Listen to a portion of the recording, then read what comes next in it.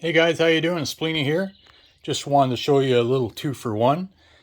So today we're going to be looking at the Tamiya Grasshopper and then the Kyosho off-road Beetle.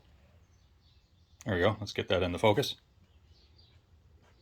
So why do I want to talk about both of these together? Well, let's kind of find out. So we're going to put the Grasshopper to the side here, and we're going to concentrate on this guy for a couple minutes. So this is the Kyosho off-road Beetle. Absolutely love this thing. I picked this up quite a few years ago. A pleasure to build.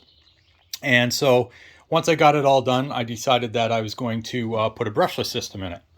So as we take off the lid, bring this nice and close here. You can see my receiver that I just have zip tied in a plastic bag. But I do have a Castle Sidewinder 3 in this actually. With the motor itself, all in a kit. And since this is set up so it can be brushless ready, I thought, what the hell, let's give it a try and let's see how it runs. This thing is ludicrous fast and you really don't need any of that power. I didn't actually even put the stock brushed motor in it. I just went straight to this. So that being said, a little bit about the kit. Very, very fun to build, very simple. Everything uses hex screws. For back in the day, I think it's a really cool chassis. If you pull everything out, just the chassis alone with the aluminum bars, all the suspension, it just looks sick just the way it is. And then you start adding everything on. It does have the bathtub style upper chassis part, so that would be for all your electronics, all your manual speed controls for back in the day. But again, I just used the Castle Creations here. You have, I put in a Traxxas waterproof servo. Not that I run this too much in the water, but this was made for running at the beach. That's what I kind of designed it for. And yeah, this thing runs flawless. It looks like I've just broken this so far. I just put that together before the video, but everything else works really, really good. The suspension is super soft. I do find that the front suspension, or the front shocks do leak a little bit, but you know what? When you're thrashing this like you do, it happens. Yeah, you can see right there. Anyway, so I end up buying some different wheels and tires for it. Sorry, same wheels and tires, just one in chrome. But then I got thinking, hey man, I love this so much. I wonder if I could do this to something else. So another buggy I've had for a really, really long time, and everybody's familiar with, is the Tamiya Grasshopper.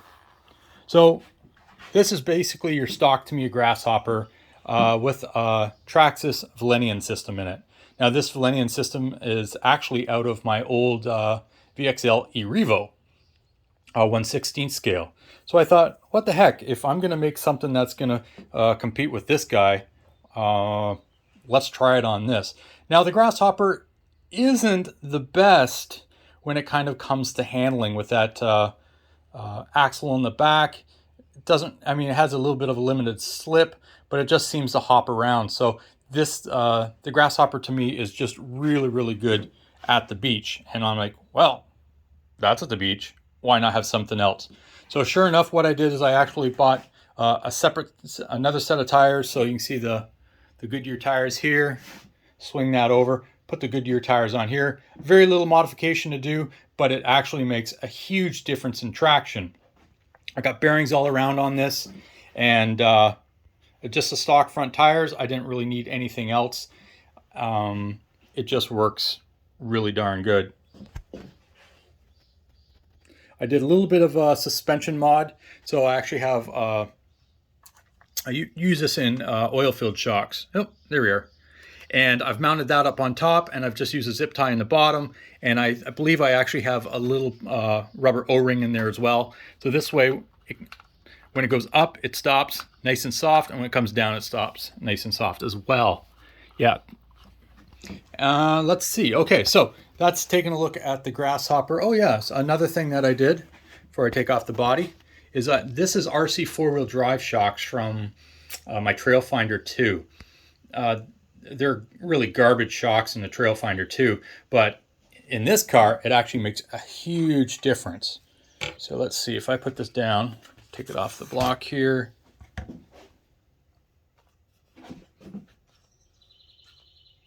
It works nice.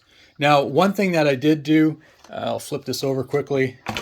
I did lock out that kind of hinge pin here. So where normally this kind of tilts, oh, finger in the way, tilts like this, the back axle. I found that the little pieces that it comes with, I broke those. Actually, that's totally wrong. These ones don't come with that. So they are actually already locked. That's what I did to my lunch boxes. So, all right. So as we come down, we see our RC four-wheel drive shocks. We got our Kyosho buggy tires here.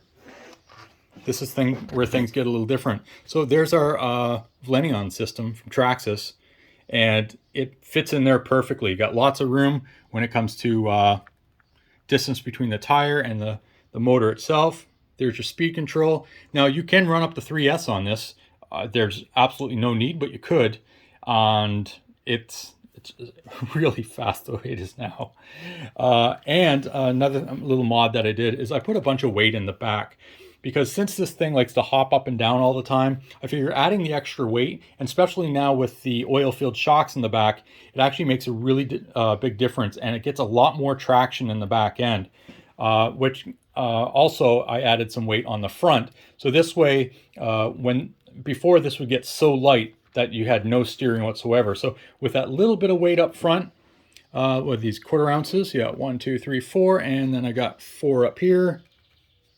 And that makes a really big difference. So you can actually hug and turn corners properly. In the sand, this thing works really, really well. So got myself a nice little high-tech servo, an HS311. So it's a lot more torque than it needs to be. But you know what? It's there. I don't really need a super fast servo on this, but it does everything that I need to do. I paired that up with the orange radio. So this is actually a Spectrum system in here. Bottom side is pretty much stock. You just put the battery in there. And now on this, I am running just 2S LiPos. You just slide them in there. I have an old school Traxxas connector. I guess I'm not really total old school, but I don't run these anymore. I run these, what is it, the XT60s? On pretty much everything that I run now. So I have to use adapters and everything for this. But anyway, that has nothing to do with this entire video. So I just wanted to show you a difference between, or I guess, well, obviously there's a huge difference in between them, but kind of what inspired me from one off-road to the next. And competitive wise, well, I mean, they're both from the 80s. They both look awesome, but the tech in the Kyosho is much better, and it shows pretty much on any surface that you go on. That being said, this was not an entry-level car, where this was. So this was your car that you buy, you get your radio systems, you actually get to build. It's nice and easy, and then you just get out and go bash. Where this one is the same way, but it's a little bit more technical and has a lot more performance and very more agile. So anyway, so I will try to get a running video of these. I won't unfortunately have them running together, but this way you can kind of see the difference. The amount of dirt that flies off of both of these tires is insane. It's real fun. In my little dirt area, it's almost too much, but it's now summertime. The beaches are pretty much packed around here, so I don't think I'll be able to get down there. But I will have an upcoming running video of both of these, and let me know what you think. Do you think do you think that was a good upgrade for this? I think it's a powerful upgrade, and for what you're using for at the beach, I think it's a lot of fun, especially with the added weight, front and back. Those tires are just absolutely amazing.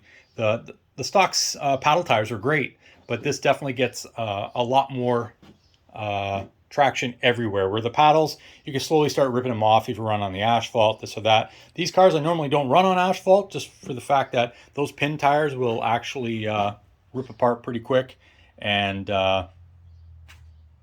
I don't like to do that. Call me silly, but I usually use them for the function that I built them for. Anyway, thanks for watching. Don't forget to hit the like button. Any questions, let me know. I'll try to answer them for you. And subscribe if you haven't already. Thank you. See you in the next video. Bye.